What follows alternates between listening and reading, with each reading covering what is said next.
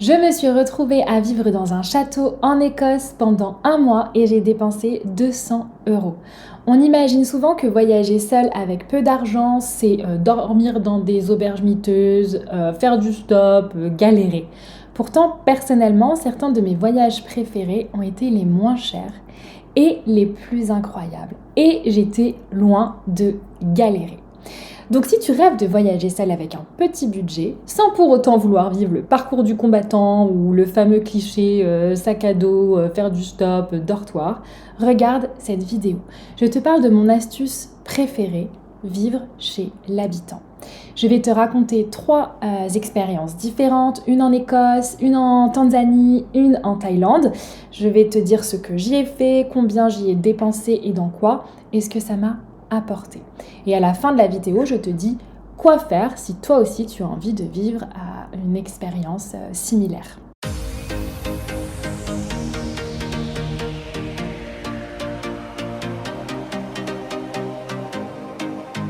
Premièrement, et ça je pense que tu l'as compris dès l'intro, voyager sans argent, ça ne veut pas forcément dire faire du stop, dormir dans une tente ou sur un canapé.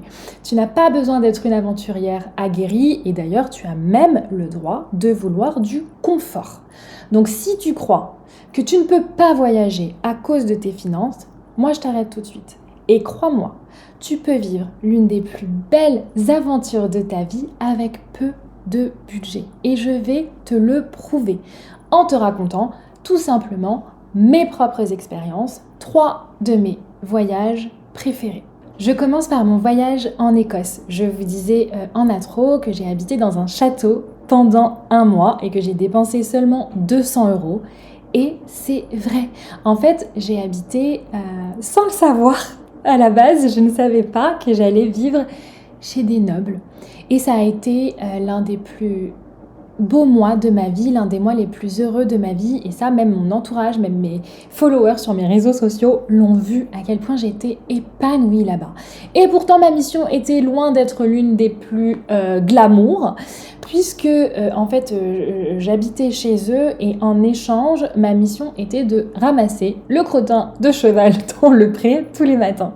Mais en fait, j'ai adoré cette mission, ça a été une révélation pour moi.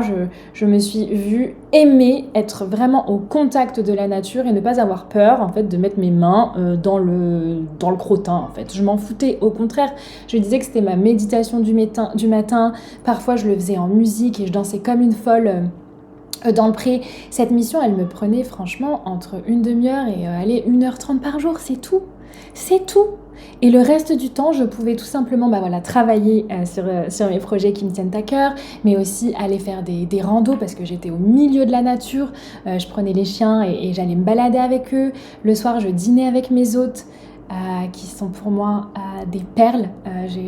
J'ai adoré les conversations qu'on a eues et ils m'ont vraiment intégrée à leur vie. J'étais là-bas en avril, donc il y avait Pâques, ils m'ont invitée à passer Pâques avec eux, dans leur famille, avec leurs cousins. Donc je suis allée dans un château encore plus énorme que le leur, c'était incroyable.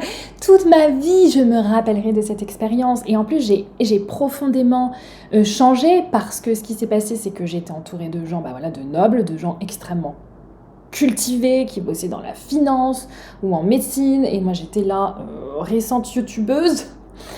Et en fait, j'ai appris à rester moi-même entourée de personnes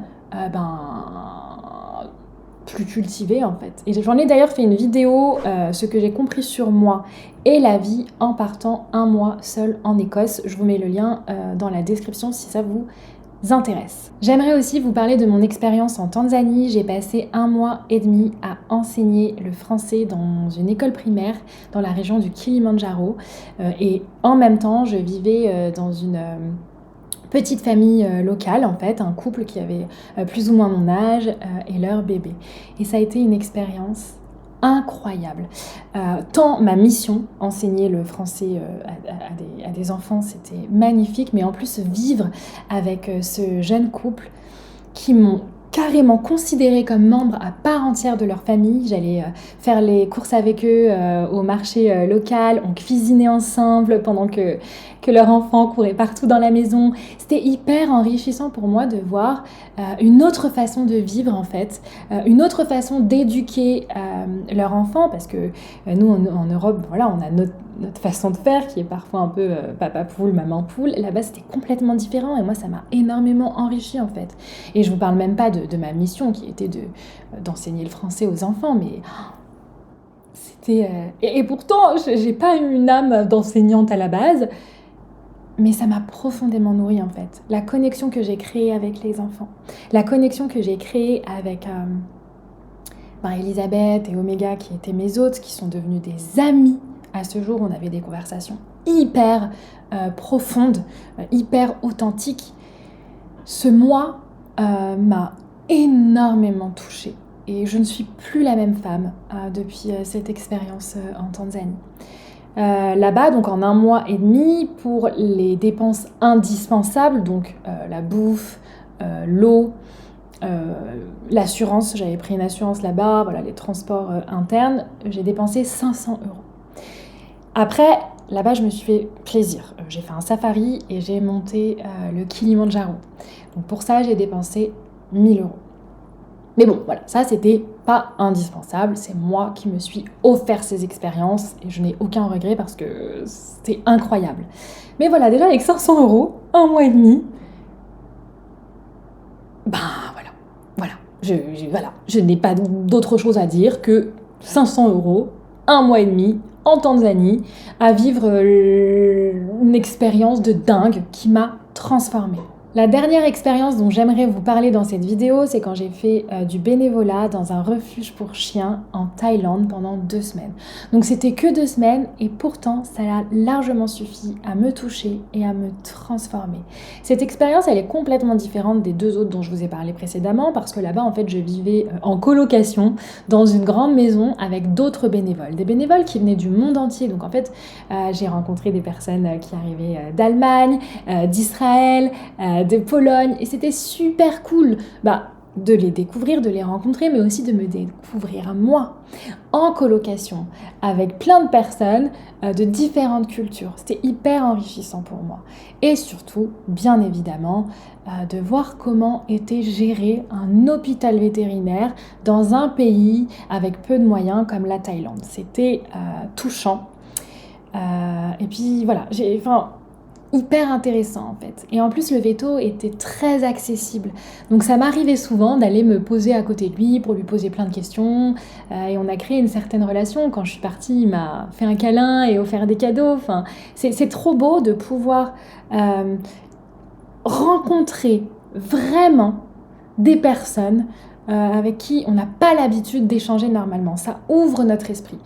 Et en plus, j'ai pu participer à l'amputation d'un chien, à l'opération, ouais.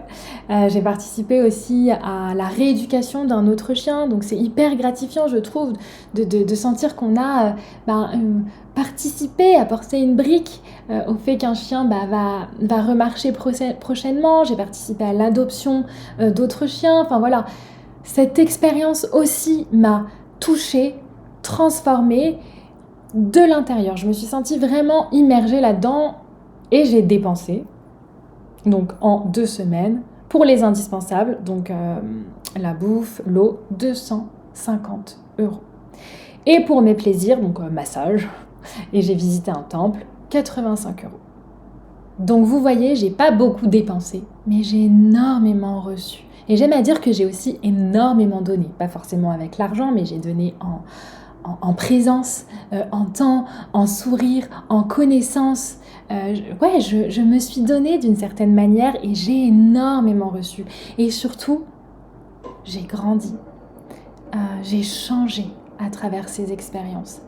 Pour moi, ces voyages ont été bien plus que des voyages budget. Parce qu'à la base, oui, j'ai fait ça pour économiser, parce que je n'avais pas beaucoup de moyens. Mais pour moi, c'est encore plus que des voyages budget, en fait.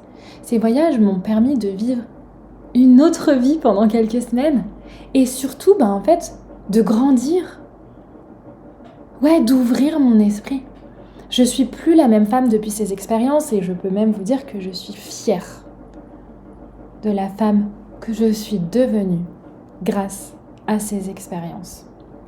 J'en parle d'ailleurs dans une de mes vidéos, la vidéo Où partir seul. Choisis une destination qui te transforme vraiment. Si toi aussi tu as envie de vivre ce genre d'expérience, honnêtement le plus simple selon moi c'est Workaway. Donc Workaway c'est une plateforme qui met en relation des hôtes et des voyageurs du monde entier. Et le principe, tu l'auras compris, il est hyper simple. C'est que tu aides quelques heures par jour et en échange tu es logé, nourri, blanchi. Gratuitement, ou parfois tu as juste quelques frais. Par exemple, en Tanzanie, je payais 5 € par jour, ce qui est complètement dérisoire. Et tu as une infinie de possibilités en fait. Tu peux vivre dans une ferme au milieu de la nature, tu peux aider dans une école, tu peux t'occuper d'animaux, tu peux t'occuper du jardin, tu peux vivre dans une famille, tu peux vivre dans un hostel. En fait, tu as plein de possibilités. Je te mets le lien dans la description si tu veux aller voir par toi-même. Et tu as un mois offert si tu as envie de t'abonner avec mon lien. Moi, avant de choisir un hôte, je me pose toujours quelques questions. Donc, de quoi j'ai besoin en ce moment ? Est-ce que j'ai envie de solitude ou de rencontre ? Est-ce que j'ai envie de nature ou de ville ? Est-ce que j'ai envie d'apprendre quelque chose de nouveau ? Est-ce que j'ai envie de contribuer à une cause qui me tient à cœur ? Est-ce que j'ai envie de sortir de ma zone de confort ou au contraire ralentir et me cocooner ? C'est le genre de questions que je pose dans mon workbook offert pour t'aider à trouver ta destination ou l'expérience qui te correspond vraiment et même qui va te révéler. Je te mets le lien dans la description si ça t'intéresse, c'est offert. Honnêtement, certains des moments les plus riches de ma vie, je les ai vécus quand j'avais pas beaucoup d'argent. On nous fait croire qu'il faut attendre d'avoir plus d'argent ou d'avoir plus confiance en soi ou d'avoir plus d'expérience avant de partir voyager. Mais en réalité, il existe tellement de façons de voyager qui ne nécessitent pas autant d'argent, autant de confiance en soi, de ne plus avoir peur, etc. etc. Au contraire. Donc, si tu rêves de voyager seul, mais que tu penses que tes finances te bloquent, eh bien j'espère sincèrement que cette vidéo t'aura offert un nouveau champ des possibles. Et pense à t'abonner et à activer la cloche de ma chaîne si tu veux plus de contenu sur le voyage solo et sur comment le voyage solo peut t'aider à gagner en confiance en toi, à arrêter d'attendre que les choses se passent, mais plutôt à faire que les choses se passent, même si tu as peur, même si tu as de l'anxiété. J'adore utiliser le voyage solo comme outil de développement personnel. Donc si c'est quelque chose qui résonne pour toi, abonne-toi à ma chaîne et je te dis à très vite.